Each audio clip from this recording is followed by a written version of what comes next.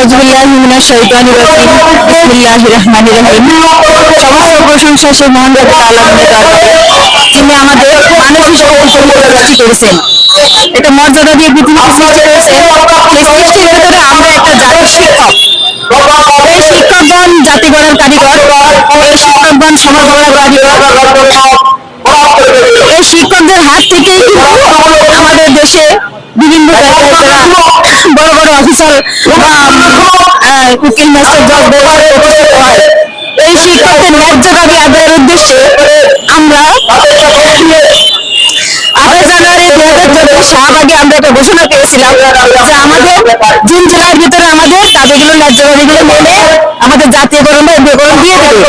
কিন্তু সরকার সেই থেকে আজ পর্যন্ত তার বারোটা করেই যাচ্ছে।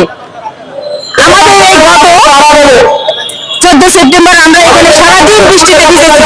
সকাল 8টা থেকে বিকেল 5টা পর্যন্ত আমরা বৃষ্টিতে ভিজে ভিজে অসুস্থ হয়ে গেছি।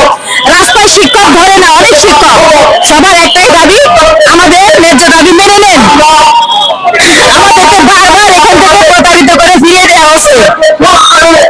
শিক্ষক সচিবের পক্ষ থেকে এখানে প্রতিনিধি এসে আমাদের আশ্বাস দিয়ে যায়, আমাদের ওয়াদা দিয়ে যায় যে 1 মাসের ভিতরে আমাদের দাবিগুলো মেনে নেবে।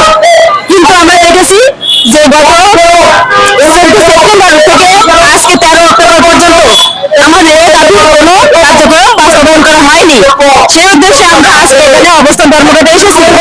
আমাদের এই দাবি যদি মেনে নেওয়া না হয়, যদি আমাদের মৃত্যুবরণ করা লাগে, যদি রাস্তায় শুয়ে পড়া লাগে, কাপড় পরে আমরা এখানে রাস্তায় শুয়ে পড়বো, তবু আমরা আমাদের দাবির পরিপূর্ণতা না নিয়ে আমরা এখান থেকে ফিরে যাবো না।